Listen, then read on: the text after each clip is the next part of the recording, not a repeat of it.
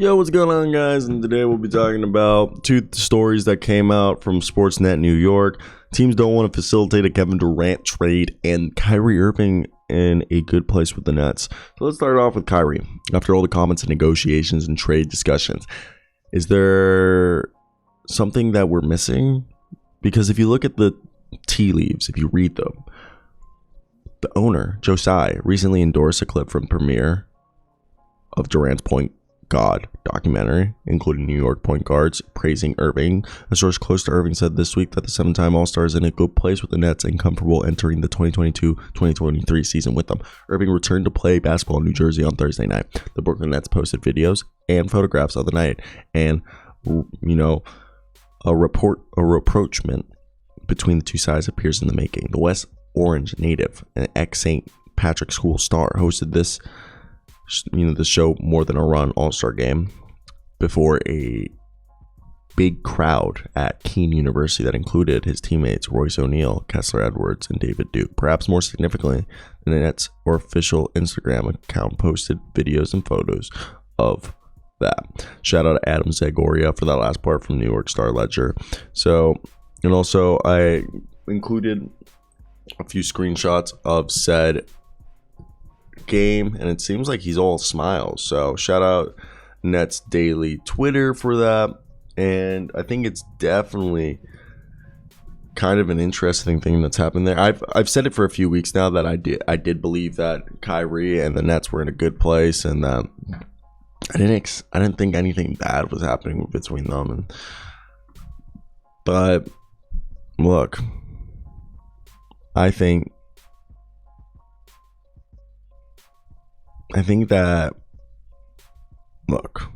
this is a team that's definitely good with Kyrie. Obviously, with Kevin Durant, they're amazing. And late last month, multiple people told the SportsNet New York about the Nets Kevin Durant situation, that they were pessimistic about the possibility of getting a deal done in the near future.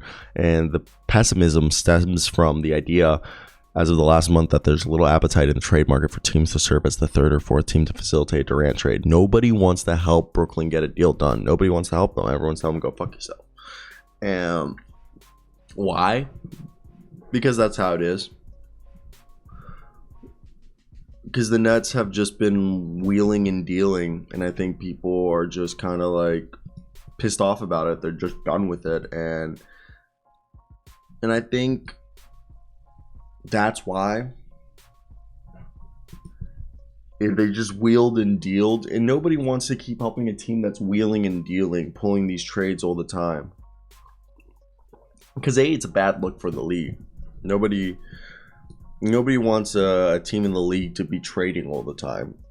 And B, nobody wants to help someone who's in a shit situation get out of a shit situation. Okay?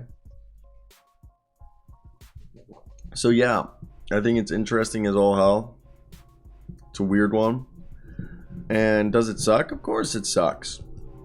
But I think at the end of the day, with more and more time clearing up, a trade isn't happening. Kyrie wants to stay. Kyrie never requested a trade. They're posting him on social media. Kevin Durant's going to stay. They're going to run it back for one more year. If it doesn't work, they blow it up either at the trade deadline or at season's ends. I kind of have like a runny nose, and it's pissing me the fuck off. And I think this is definitely a team that could be fantastic. I mean, people don't realize the Brooklyn Nets last year with Kyrie Irving, okay, was like a good team, okay? Let me pull up his win totals last year. This is going to blow your mind. All right, Kyrie Irving only played in 29 games last year. The team was 14-15. The year before, he played 54 games. They were 36-18 in games he's played. Okay, so far in the Kyrie Irving era, he is basically 58 wins, okay, to, which isn't pretty, 55 losses since being on the Nets. But he's been basically a 50-40-90 guy, averaging 27 points a night with 6 assists and a steal and a half. People forget how good of a pickpocketer Kyrie is, but I want to hear your thoughts down below.